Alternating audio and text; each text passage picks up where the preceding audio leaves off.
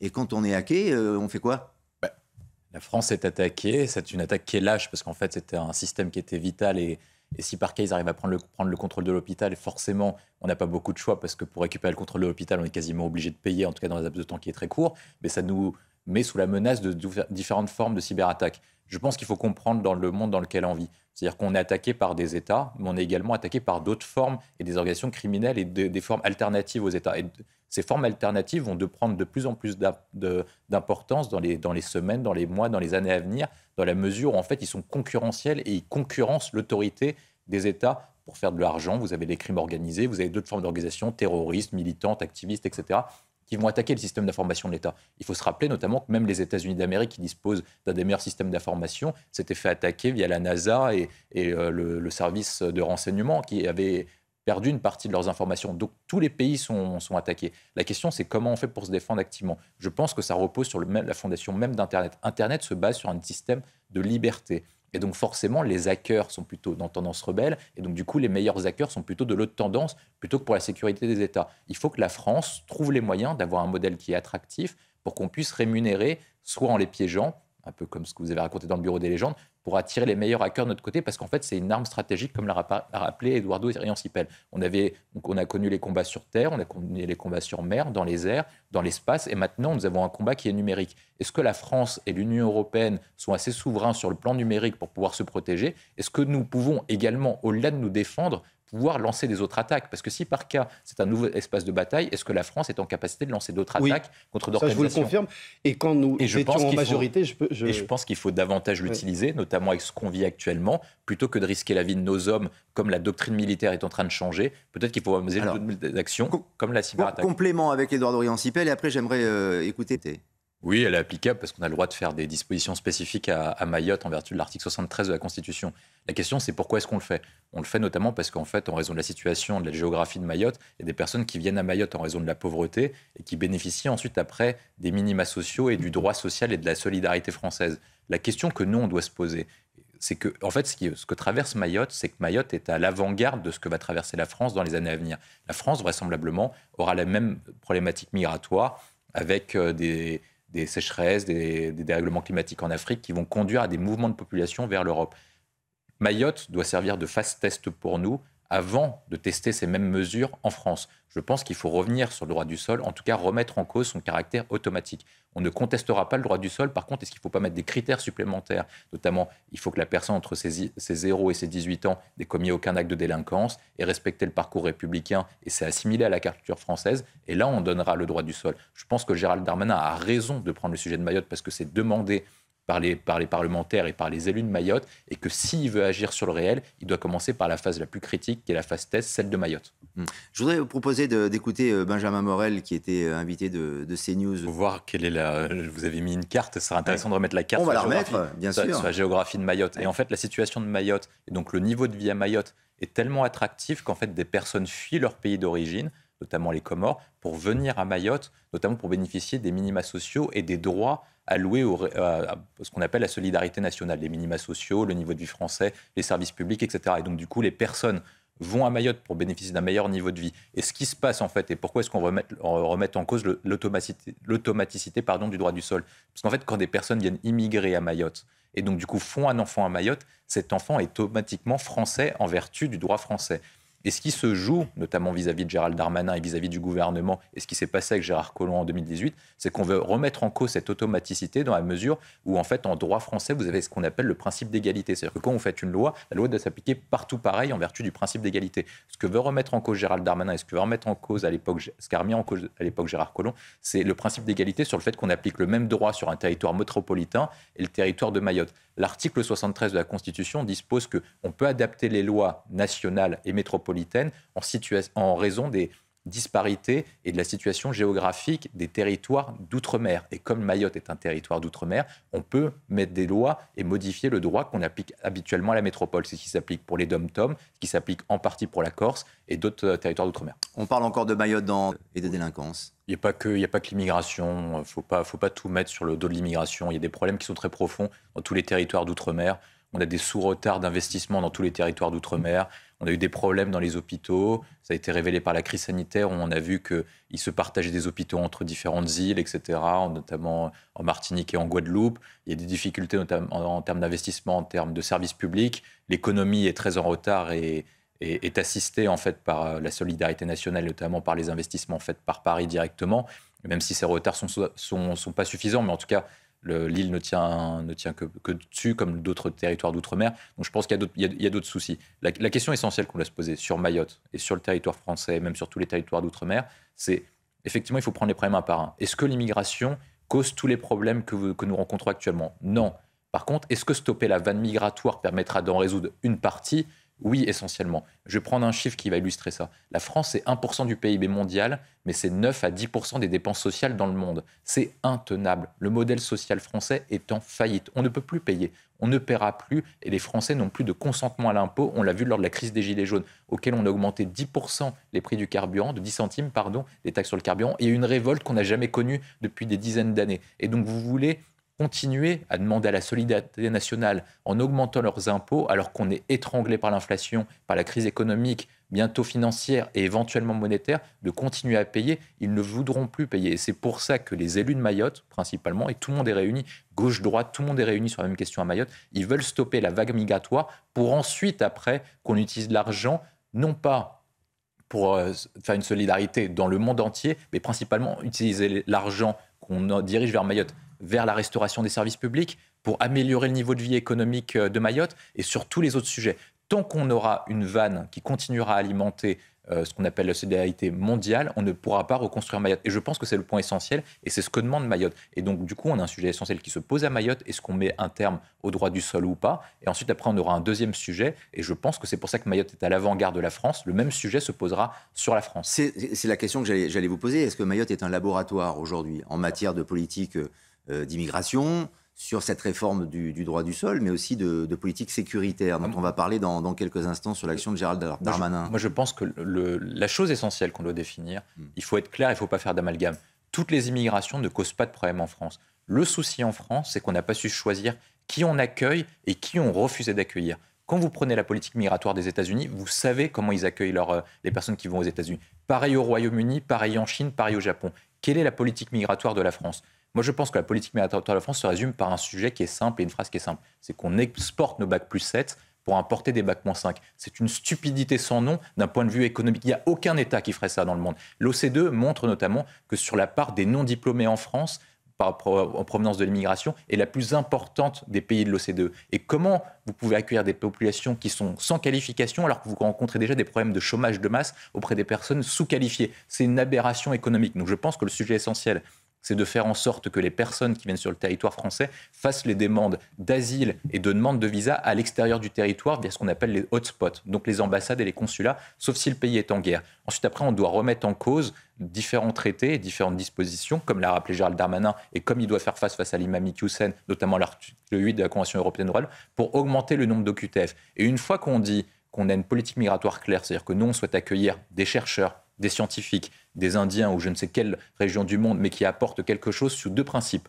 L'intérêt national, vous venez en France parce que vous apportez quelque chose au pays. Et deuxième point, c'est l'assimilation à la culture française. Une fois qu'on met ça en place, comme tous les autres pays le font, on arrivera et vous verrez que les Français n'auront plus de problème avec la politique migratoire et les personnes d'origine d'immigrés. Je reformule la question, Métropole. Par définition.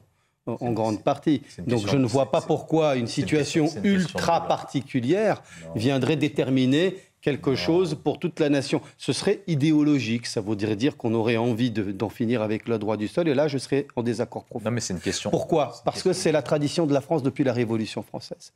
Ça ne peut pas être le pays uniquement du droit du sang.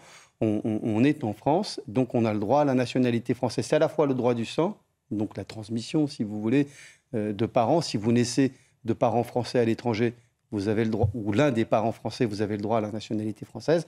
Si vous naissez en France de parents français ou de parents étrangers, vous avez le droit à votre majorité à la nationalité française. Et je trouve que c'est un bon système. C'est pas le cas à Mayotte. Ce que veut Gérald Darmanin, c'est que l'un des deux parents doit rester au moins un an sur le territoire pour que l'enfant ait la nationalité française. Moi, je n'ai pas peur de ça. La France, quand elle est forte, quand elle est grande, quand elle est belle et désirée, elle sait accueillir et elle accueille précisément les personnes qui peuvent apporter quelque chose. Elle est attractive.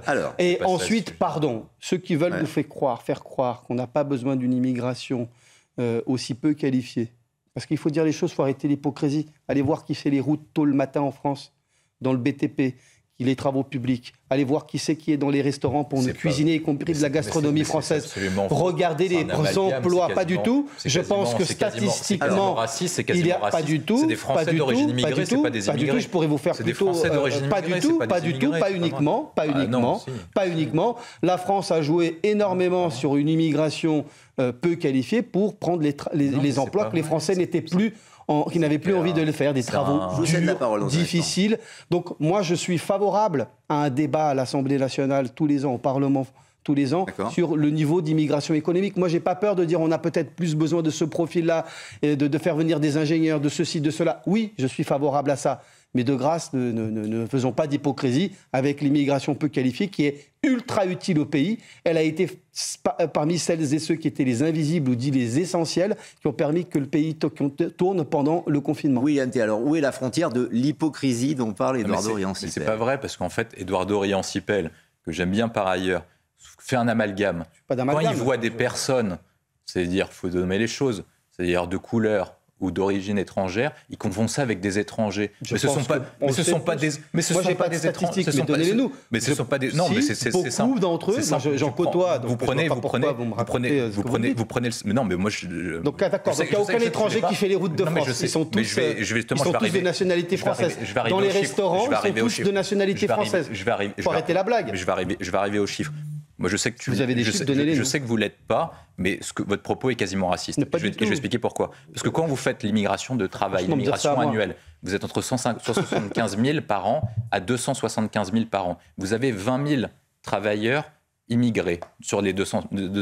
Et donc, vous imaginez que dans tout le secteur de la restauration, dans le nombre de BTP et dans tous les secteurs qu'on dit de travail manuel, vous pensez qu'avec 4-5 millions de travailleurs, avec les 20 000, vous arrivez à 5 millions d'immigrés. C'est pas possible. Donc, il ne faut pas faire d'amalgame. C'est des Français d'origine immigrée. Et ce qui n'est pas pareil parce qu'ils sont français. Je pense qu'il y a beaucoup de Français. Ensuite, après, sur la réponse. Ils sont étrangers. Non, mais c'est les statistiques légales. Les statistiques le donnent. C'est 20 000. Je vous fais une confidence. Il y a même des clandestins qui travaillent dans les restaurants ou même sur les chantiers de travaux publics. Vous parlez intelligiblement tous les deux. Alors, je vous laisse conclure. William, après Eduardo, je vous donne la parole et j'aimerais quand même entendre aussi Mathieu Langbaud. Le sujet essentiel, et Gérald Darmanin l'a rencontré notamment sur la tentative d'expulsion de l'imam Iqiyoussen. C'est pas de vouloir dire que tous les immigrés sont mauvais et qu'on ne souhaite pas accueillir tout le monde. C'est de savoir qui on accueille sur notre sol. Et la France doit arrêter de subir l'immigration, mais de choisir l'immigration afin d'avoir un modèle qui est cohérent, une politique nationale qui est cohérente. Parce qu'on ne peut pas accueillir tout le monde. On doit accueillir les personnes qui, en fonction de nos intérêts et qui veulent venir en France parce qu'ils aiment la France, parce qu'ils veulent s'intégrer et ils veulent apporter au pays en travaillant, menant une vie correcte. Je rappelle aussi, Eduardo Riancipel et après Mathieu Langbaud, quand on dit il faut établir une politique de quotas. Il faut l'expliquer. Je vais faire le lien avec les deux sujets. Ce serait faux de dire que tous les immigrés sont des délinquants. Par contre, ce qui est vrai, et les chiffres le montrent, c'est que parmi les délinquants, beaucoup sont étrangers. Et ça, c'est clair. On n'a pas de statistiques ethniques en France sur les Français, donc on n'aura pas une question d'origine. Mais en tout cas, via les statistiques qu'a donné Darmanin, on peut dire que parmi les délinquants, il y a beaucoup qui sont étrangers. Et ça, c'est irréfutable, c'est les faits qui le montrent. Sur la question de la politique de quotas, je pense qu'elle doit être double. Elle doit être sur des questions de critères thématiques, économique, familiale, etc., donc auquel on met des quotas en fonction des besoins et par rapport à l'intérêt national qu'on défend. Et également, il ne faut pas avoir peur de le dire, comme l'ont fait les États-Unis, il faut mettre des quotas géographiques. C'est-à-dire qu'on a un problème, notamment dans les territoires perdus de la République, et c'est ce qu'ont fait notamment les États-Unis pour permettre d'assimiler davantage de population. Ça veut dire que ce que raconte Christophe Guilluy dans le temps des gens ordinaires, c'est qu'en fait, on met les mêmes personnes et qui viennent du coup en France, s'insèrent dans les mêmes communautés et du coup ne sortent pas de leur communauté et ne s'intègrent pas à la communauté nationale et donc sont soumis à ce qu'on appelle dans les territoires perdus de la République, soit la loi des gangs, soit la loi des grands frères, parce que c'est des familles nombreuses, etc., et que les parents n'ont pas le temps de s'occuper des gamins. Je pense que c'est indispensable pour permettre l'assimilation et la question de l'intérêt national, de mettre des quotas au moins sur les thématiques. Admettons qu'on ait besoin de 10 000 ingénieurs, et ben on dit la France a besoin de 10 000 ingénieurs, mais également se pencher sur la question des origines des pays de provenance. Il y a des pays auxquels, pour l'instant, on aura des difficultés à assimiler, parce qu'on a déjà beaucoup de personnes dans la communauté nationale qui viennent de ces origines-là. Et il faut d'abord intégrer toutes ces personnes-là avant d'en accueillir davantage. Et il y a des personnes, et il y a des communautés qui sont plus simples à intégrer que d'autres. Édouard Dorian-Sipel parlait des pays d'Europe de l'Est. Je pense qu'il est plus simple d'intégrer un Danois que quelqu'un d'Europe de l'Est, tout simplement. Et donc, du coup, il ne faut pas avoir peur de le dire, il faut mettre en place un double quota par thématique et par pays de provenance. Parce qu'il y a un phénomène culturel aussi. C'est un peu la théorie des climats de Montesquieu, en quelque sorte. Je vais vous prendre un exemple. Mais oui. Il ne vous aura pas échappé que mes parents sont d'une certaine origine ethnique. Je pense que c'est plus simple. Eux, au départ, on fuit la Chine. Enfin, mes grands-parents du côté paternel ont fui la Chine pour aller au Cambodge. C'est plus simple de s'assimiler d'aller au Cambodge quand vous êtes chinois. Il y a des similarités. Regardez le beau français que vous êtes devenu. Il y a des similarités culturelles. Il y a des communautés auxquelles c'est plus simple de s'intégrer d'autres. Ça ne veut pas dire que toutes les personnes ne sont pas intégrables. Mais il y a des pays qui sont plus simples à intégrer que d'autres et d'autres qui demanderont plus d'efforts, auxquels on a besoin de plus de temps. Et pour avoir plus de temps, on a besoin de mettre en place d'abord des quotas pour intégrer des personnes, mais moins que prévu. Et il y a des Brésiliens qui peuvent être assimilés français aussi. Eduardo Dorian-Sipel, Je pense que petit à petit, c'est en train de devenir une affaire d'État. En fait, plus on creuse et plus on voit le problème. C'est-à-dire que les premières images de Fresnes ont détruit la communication de Gérald Darmanin de tout l'été. Quelle était la politique de Gérald Darmanin ? Gérald Darmanin a dit, en gros, il faut attraper le plus de délinquants possible pour ensuite les foutre en prison pour diminuer la délinquance. Mais toute cette politique-là s'est effleurée, parce qu'en fait, la politique de prison, telle qu'imaginée par Gérald Darmanin, ça doit avoir un effet dissuasif. Ça veut dire, en gros, à tous les éventuels délinquants et criminels, la prison vous coûtera plus que le crime ou le délit que vous ferez. Et donc, du coup, ils font un rapport coût-bénéfice et se disent que c'est pas rentable. Mais seulement quand vous voyez ce type d'image et que vous habitez et que vous êtes potentiellement délinquant ou criminel, est-ce que du coup maintenant avec ces images de Fresnes, vous avez peur de la prison actuellement ? Donc toute l'image de Gérald Darmanin a été détruite de tout l'été. Ensuite, il a fait une interview le dimanche dans le JDD auquel il a annoncé une partie de sa politique migratoire et sécuritaire. On n'en a pas parlé, ou très peu.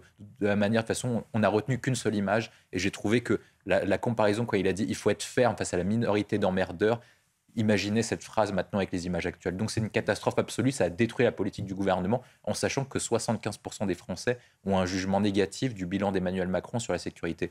Ensuite, après, pourquoi est-ce que c'est en train de devenir une affaire d'État ? Parce qu'ensuite, on commence à tirer le fil petit à petit et on voit que petit à petit, la chaîne est en train de remonter tout en haut. C'est impossible en France, en tout cas à minima, et même dans d'autres pays, qu'on puisse communiquer des images sur une prison pour des raisons de sécurité sans avoir l'aval du ministère. Ce serait un non-sens complet. Donc si par cas on a pu communiquer sur des images... Ils l'ont reconnu, hein. Ils l'ont reconnu et ils cherchent qui, au service communication, a validé le truc. Oui, ils vont chercher qui vont devoir virer. Il y a une enquête qui a été diligentée. Ils cherchent un fusible. Ils cherchent, voilà, tout à fait. Ça pourrait être le directeur de la prison de Fresnes, d'ailleurs. Directeur de la prison de Fresnes, et ils vont voir éventuellement quelqu'un dans le cabinet. Peut-être qu'il cherche juste à faire valoir sa parole. Non, mais d'ailleurs, je n'étais pas au courant. Le sujet essentiel, c'est pas celui-là. Le sujet essentiel, c'est que Éric Dupond-Moretti a le droit de défendre cette politique de réinsertion, même si je pense que c'est la mauvaise. La question essentielle et la question qu'on se pose maintenant, c'est comment on fait pour réinsérer les gens et les délinquants et les criminels dans la société française. D'accord. Mais ça éviterait. Mais même pas quand vous prenez par exemple Édouard Philippe. Pendant la crise sanitaire, il a dit « moi je ne sais pas ». En tout cas, je ne sais pas trop. Il est arrivé première personnalité politique. Oui, je sais, mais il y a des bons exemples. Et il y en a aussi des mauvais. Donc, du coup, Éric Dupond-Moretti, tout ce qu'il avait dû faire, et c'était en cohérence avec l'idéologie qu'il prône depuis longtemps. Moi, je suis contre, je pense que ce n'est pas le bon point. Mais s'il avait dit, écoutez, moi, je pense que c'est le meilleur moyen de réinsertion parce qu'en fait, on s'adapte aux délinquants, on essaye de les comprendre pour leur dire, la République vous entend et vous comprend. C'était entendable. Et même si moi, je suis contre, c'était entendable et il n'y aurait pas eu d'affaire. Mais peut-il se déjuger, peut-il se démentir il ne peut plus. Aujourd'hui, c'est trop tard. C'est pour ça que petit à petit, ça va devenir une affaire d'État parce qu'on va comprendre que c'était le cabinet qui était au courant, voire le directeur de cabinet, voire plus haut. Est-ce que ça peut provoquer la chute du ministre de la Justice ? Il ne faut pas l'exclure. Franchement, c'est une blague. Il ne faut pas l'exclure. Je pose la question. On n'est pas dans un pays... non, excusez-moi. Si on apprend que Éric Dupond-Moretti si vous me dites tous que c'est vérité... Non, il y a une différence. Le gouvernement va tenter de passer à autre chose. C'est pas pour autant mais que les Français passent à autre chose. Les Français vont pardonner. On ne va pas parler de ça. Qu'est-ce que révèle cette affaire ? Et puis, de toute façon, je vais vous dire, moi, je suis simple. Il y a des élections. Donc, aux prochaines élections, si les Français veulent prendre ça pour problème et juger, il n'y a pas de souci. La dernière fois que vous avez dit ça, vous avez perdu la majorité absolue. Donc moi, je serais prudent si j'étais vous. Pardon, on a quand même gagné la présidentielle et on n'est pas le groupe le moins dépourvu à l'Assemblée. Après, c'est vrai, on n'a pas pour un parti gouvernement. Non, mais c'est juste du jamais vu depuis De Gaulle. Mais c'est pas grave. On peut considérer. Alors, c'est difficile de regagner. C'est le premier, c'est Emmanuel Macron, en 2017, avait dit « je serai jugé sur ma capacité à faire baisser l'extrême droite ». Elle bat des records absolus actuellement. En tout cas, il a gagné la présidentielle. Française. Beaucoup plus politique, encore. Vous demandez de mettre des priorités, donc je vais me mouiller. Mais oui, bien sûr, parce que mouiller. c'est ça qui, je pense, qui intéresse celles et ceux qui nous regardent aujourd'hui. Il faut connaître le contexte. Emmanuel Macron a une majorité relative. C'est-à-dire que techniquement, le gouvernement Bonne peut subir une motion de censure de la part des autres parlementaires. Pourquoi est-ce qu'il y aura éventuellement une motion de censure si par cas il y a une révolte importante de type gilet jaune? Donc la première des priorités, c'est la crise énergétique. Si vous avez les classes moyennes et classes populaires qui n'ont pas le chauffage, qui ont des coupures d'électricité à l'hiver, le gouvernement a un risque de tomber. S'ils n'ont pas l'occasion de se chauffer, que vous êtes en restriction à ces niveaux-là, c'est fini, le gouvernement peut tomber à partir de janvier. Donc je pense que c'est la première priorité, c'est d'assurer la souveraineté énergétique de la France. La deuxième priorité, c'est le sujet qui est monté cet été, c'est la question de la sécurité, les questions migratoires. Donc c'est les sujets de Gérald Darmanin. La difficulté, c'est qu'Emmanuel Macron a repoussé le sujet avec son grand débat, et donc du coup, on ne sait pas quand est-ce qu'il y aura un texte. Je pense qu'il faut mettre les textes d'abord en premier pour montrer qu'Emmanuel Macron est capable de répondre à ce qu'il a compris, notamment au second tour de l'élection présidentielle et au score de Marine Le Pen, qui a atteint un score historique pour l'extrême droite, c'est-à-dire 42%. Ensuite, après les troisièmes sujets, la troisième des priorités, c'est préparer la France au défi du 21e siècle, c'est-à-dire comment on fait pour que la France devienne plus puissante et augmenter le pouvoir d'achat, non pas de façon conjoncturelle en distribuant des chèques, mais en permettant un nivellement par le haut du niveau de vie des Français. Et ça, c'est le chantier à long terme, concernant le solde de refondation, etc. Mais s'il y a une crise énergétique, c'est fini, ça tombe. Et le rôle